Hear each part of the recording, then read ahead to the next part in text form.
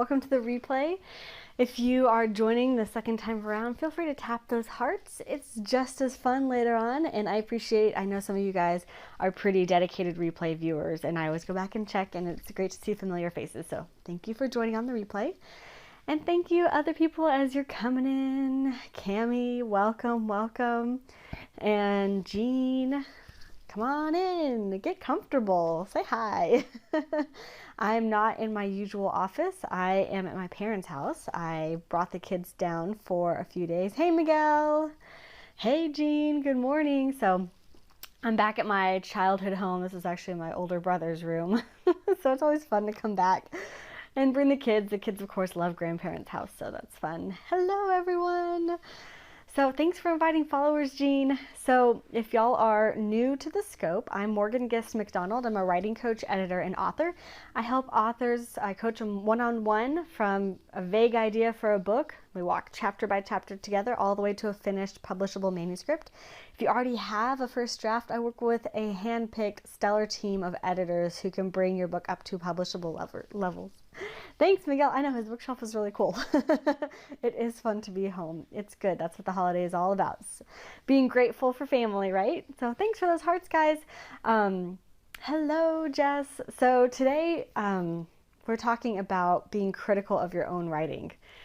What if you just want an ebook? Yeah, in fact, I do mostly ebooks, but I actually think that an ebook should be a high quality, well-written book still.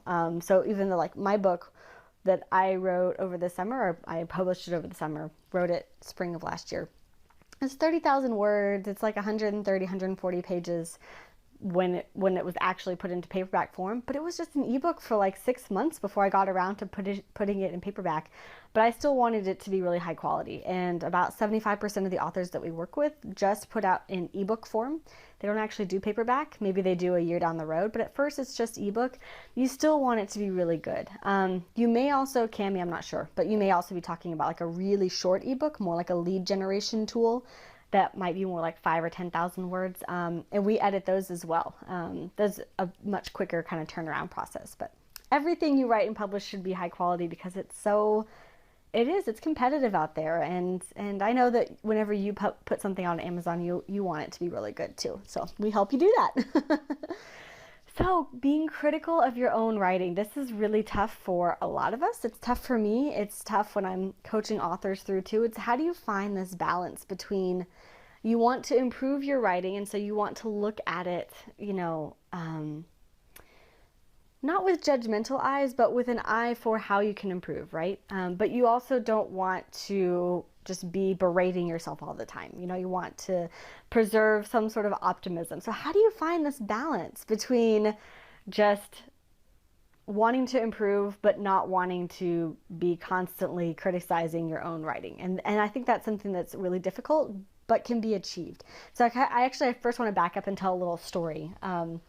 So I take Taekwondo a couple times a month at least. I would love to go a couple times a week, but we're getting there slowly.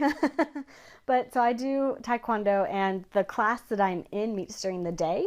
And so there are a lot of moms in there. And it's funny because most of the moms also have older kids who are doing Taekwondo. And one of the moms homeschools. So they will, thanks for those hearts, guys. So one of the moms will bring her kids for a lesson, and she'll do her lesson first, and then the kids' lesson will start. And so I've been able to see this mom in her own lesson and then watch as her kids' lesson starts. And it's really interesting to see the way that she treats herself when she's trying to acquire this new skill, and the way she talks to her kids when they're trying to acquire a new skill. So, example. We are working on a really tough kick pattern that's like, and you're like kicking up and then over, and then you like go around for a back kick. Like, it's a really tough pattern. And she wants to do better, right? She wants to acquire this skill and to be improving. But the way that she talks to herself when she does it wrong is really negative. Like, I'm not going to use her real name, but like, Sue, I can't believe you did that. That was so stupid. I know I can do better. I can't believe that I allowed myself to fall over that way. I know how to balance better. Just like kind of this constant berating dialogue. And I thought, well, maybe she's just kind of a negative person. I'm not really sure. But then one day her kids' lesson started, and she was this incredible cheerleader for her kids. Berating, exactly. So her kids were trying to acquire actually a fairly similar kick pattern, and her kids are like 7 and 9 or something like that. So they're old enough to be to the age where they're able to do kind of this physical stuff.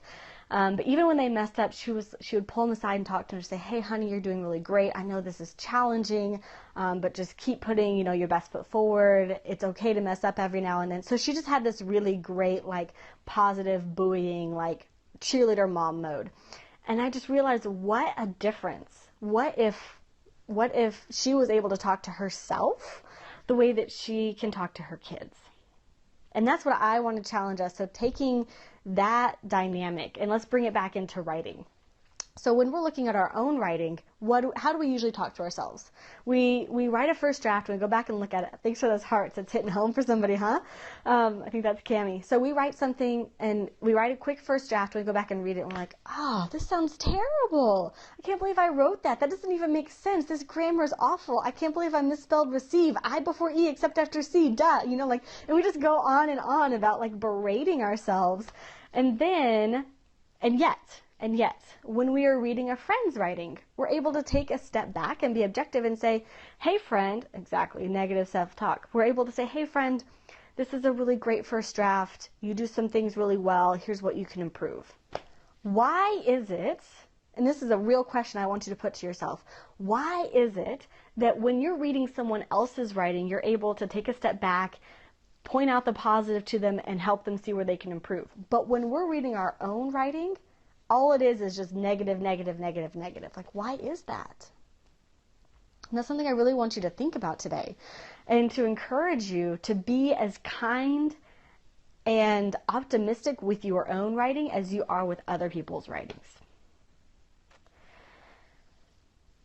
And that can be tough because we want desperately to put out the quality of writing that we see in other people, and we want that to happen instantly. We want it to happen now. And we almost think that if it's not happening now, that we just don't have the talent. And we're very quick to judge ourselves and say, you know what, maybe you're just not that good at writing. And yet we would never say that to a friend, would we? Or to a child. Let's say we're older and our kids are teenagers or in their 20s and they're writing a book. Would we ever say that to one of our kids? No, we wouldn't. Exactly. Jess says, same with most things. I scoped the same topic related, how you view and talk to your body. I missed that one, Jess. But yeah, exactly. And the way that we look at ourselves and talk to ourselves has a huge impact on the results that we produce.